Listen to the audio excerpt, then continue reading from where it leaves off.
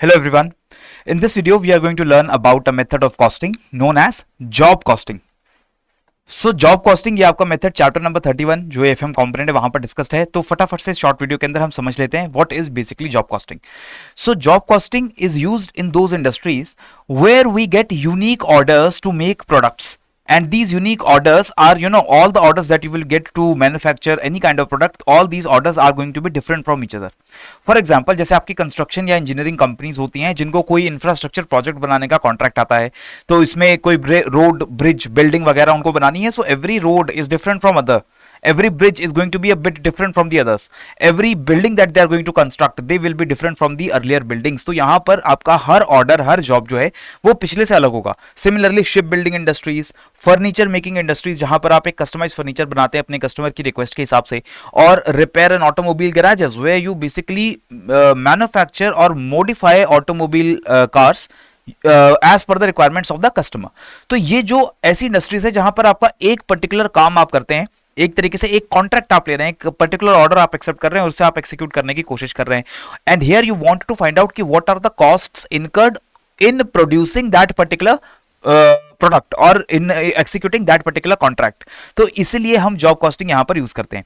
So this job costing will involve N each unit or entire batch of output is different from other units or batches, and any job may involve a product or a project or a contract or a service or a specific program for any other cost project, right? तो इसके features क्या हैं? तो सबसे पहले तो जो भी आपका स्पेसिफिक ऑर्डर आएगा प्रोडक्शन के लिए या कोई भी एक स्पेशल सर्विस रेंडर करने के लिए, ये कस्टमर की रिक्वायरमेंट्स के हिसाब से चेंज होता रहता है, right? So therefore the costing will be for this specific order and the costing for each order will be different. It involves recording all the costs incurred for completing a job so that it may be appropriately priced. तो जैसे मान लीजिए अगर मेरे पास एक order आता है, एक कॉन्ट्रैक्ट आता है कि आपको ये पर्टिकुलर बिल्डिंग कंस्ट्रक्ट करनी है इस पर्टिकुलर एरिया में, तो उस पर्टिकुलर बिल्डिंग को कंस्ट्रक्ट करने के लिए, वो पर्टिकुलर कॉन्ट्रैक्ट एक्सिक्यूट करने के लिए whatever are the costs incurred, it will be very easy to find all the direct cost कि वहां उस प्रोजेक्ट में कितने लोग काम कर रहे हैं, कितना रॉ मटेरियल उस प्रोजेक्ट के अंदर लग रहा है, उस प्रोजेक्ट पे जो वर्कर्स काम कर रहे हैं उनको सैलरीज जो दी जा रही हैं, या जो उसमें जो सुपरवाइजर्स हैं, एडमिनिस्ट्रेटर्स हैं, मैनेजमेंट है, उसको कितनी सैलरीज दी जा रही है. तो ये सारे कॉस्ट्स को you can find out accurately, right? So this is one benefit of using the job costing, that because every order is going to be unique, you will be able to accurately identify कि what are the costs associated with that particular order. Then estimation of cost is difficult here. आपको cost major करना आसान हो जाता है, लेकिन cost का estimation मुश्किल होता है. क्यों मुश्किल होता है? Because every job, as I told you, is going to be a bit different from others. So you can not use your past experience to correctly estimate all the costs involved in this particular order. So अगर आपने past में कोई building बनाई है या past में कोई ship बनाई है, तो उससे आपको थोड़ा सा आइडिया रहता है कि उस शिप ने जब बनाया था तो कितना खर्चा लगा था. बट ये जो नेक्स्ट शिप बनाने का ऑर्डर आएगा या नेक्स्ट बिल्डिंग कंस्ट्रक्ट करने का ऑर्डर आएगा, the order might be entirely different. The raw materials which you will use in that next order, it might be different. The owner will give you certain other specifications जिसकी वजह से cost different हो जाएगी. तो आप इस नए project के लिए जब कॉस्ट एस्टिमेट करने की कोशिश करोगे तो आपके लिए ये काम मुश्किल होगा. लेकिन once you start executing that project, you will start measuring the cost. That is easy as compared to other methods, but estimation is difficult. Okay, at the end of the job, the materials left may be difficult to be used in the other jobs, क्योंकि आपने एक वो order complete कर दिया, उसके बाद जो आपका मटेरियल बचा हुआ है, उस मटेरियल का यूज क्या नेक्स्ट ऑर्डर्स में हो जाएगा, इसके भी चांसेस बहुत ज्यादा नहीं होते, because as I told you the orders are going to be different from each other, right? So this is the feature of the job costing. But how do we record costs in a job costing? तो job costing के लिए हर जो भी आप product बनाते हैं, जो भी आप ऑर्डर या जॉब एक्सिक्यूट करते हैं, you make a cost card sheet. ठीक है, तो उसे जॉब कॉस्ट कार्ड कह दो या जॉब कॉस्ट शीट कह दो. इस कार्ड के अंदर, इस शीट के अंदर, this is basically a document which record all the costs, like the costs of materials, labour, overheads pertaining to that particular job. तो इस तरीके का कुछ स्पेसिमेन आपको मैं दिखा रहा हूँ जॉब कॉस्ट कार्ड का. ऐसा नहीं है कि फॉर्मेट फिक्स्ड है. The format can be any format according to the company, whatever format they want to use, but it should have some certain basic details, जैसे कि कौन सी जॉब है, उस जॉब का एक यूनिक आइडेंटिफायर होना चाहिए, so that we can quickly identify कि this job sheet belongs to which particular job.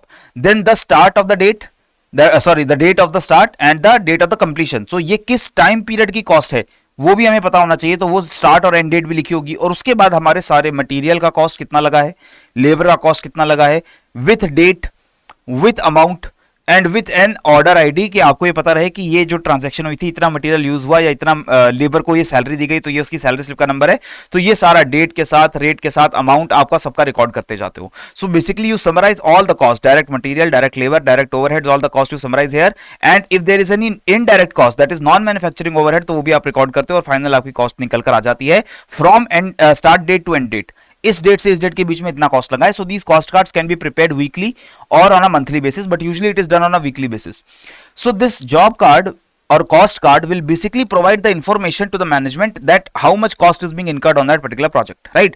And if we are doing it weekly, so every week the management can see कि जो cost card बन रहा है इसमें कितनी cost आ रही है और क्या cost को कम किया जा सकता है। अगर कम किया जा सकता है तो कैसे किया जा सकता है। Material cost can be reduced, और लेबर और मैन्युफैक्चरिंग ओवरहेड्स और non manufacturing overheads, what are the areas from where we can save our costs, right? So this entire method gives us a clear and relevant information to the management. It is an effective tool for cost control, क्योंकि आपको सारी cost timely पता चलती है, तो आप cost control करना चाहें तो you can take steps to do that. It also helps in reducing the idle time of labor, because how many hours the labor is working, that is also mentioned there, and you also know what is the hourly rate at which you are paying the worker. So if the worker is sitting idle, you will get to know, right? Job card information can be used to check the accuracy of job account, and also it is acting as a link between production control and costing department. So this job cost card is prepared by one department, like the production department, वो अपनी cost इसमें fill कर रहा है, और जो हमारा management है या जो कॉस्ट डिपार्टमेंट है उसके पास एक कॉस्ट कार्ड आता है, तो वो आपस में कोऑर्डिनेट भी कर सकते हैं कि we have to reduce this kind of a cost और we can save some cost here, right? So these are the basic details that you must know about job costing. और इतनी डिटेल बहुत काफी है, बहुत ज्यादा इनफ है आपके एक्चुअल एग्जाम में हेल्प करने के लिए। लेकिन अगर आप ऐसे किसी कोर्स की तलाश में है जहां पर आपको ऐसे सारे जो टॉपिक्स हैं जो आपके एग्जाम के लिए वर्चुअली बहुत इंपॉर्टेंट हैं, वो कम समय के अंदर फटाफट से आप रिवाइज कर देना चाहते हो, only those points which are necessary for the exam, तो वो आपको हमारे क्विक रिवीजन बैच के अंदर ऐसा कोर्स मिल रहा है।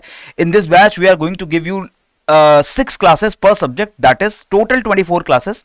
हर सब्जेक्ट की 6 क्लास है, और ये 6 क्लासों के अंदर हम आपका जो पूरा सिलेबस है आपके एक कंपोनेंट का, वो पूरा हम रिवाइज कर देते हैं within this 6 classes. And in addition to these live classes we also give you the notes, printable notes आपको मिलते हैं, पीडीएफ आपको मिलती हैं, जिसमें आपका सारे chapters of all the 4 components, उनको हमने बहुत तसल्ली से इंपॉर्टेंट पॉइंट्स को फाइंड आउट करके और एक यूजर फ्रेंडली मैनर में, स्टूडेंट फ्रेंडली मैनर में हमने प्रिपेयर किया है, ताकि आप उसे पढ़ करके अपनी रिवीजन एग्जाम से पहले कर सकें। एंड हम इसमें टेस्ट सीरीज भी ऑलवेज इंक्लूड करते हैं। हमारा कोई भी कोर्स बिना टेस्ट सीरीज के हम नहीं देते, बिकॉज टेस्ट ये बहुत जरूरी होता है किसी भी एग्जाम को क्रैक करना। एग्जाम भी आपका फाइनल टेस्ट है, तो उससे पहले आप जितने ज्यादा टेस्ट प्रैक्टिस कर लें उतना ज्यादा चांसेस आपके सक्सेस के बढ़ जाते हैं, right? So we are offering this course currently with an 80% discount. Quick 80 का कोड आप यूज करें तो आपको 80% का डिस्काउंट मिलता है। और आपको जल्दी ये कोर्स अगर सब्सक्राइब करना है तो please do it as soon as possible, because this course is going to start from 18th of May, और 18 मई से आपकी क्लासेस स्टार्ट हो जाएंगी। तो अगर आप नहीं चाहते कोई भी एक भी क्लास स्किप करना, तो आपको 18 मई से पहले ये कोर्स को एनरोल करके 18th मई से क्लासेस शुरू कर देनी चाहिए, right? So that is all that I had to share with you. इसी के साथ मुझे दीजिए इजाजत, पढ़ते रहिए, बढ़ते रहिए। जय हिंद, जय भारत।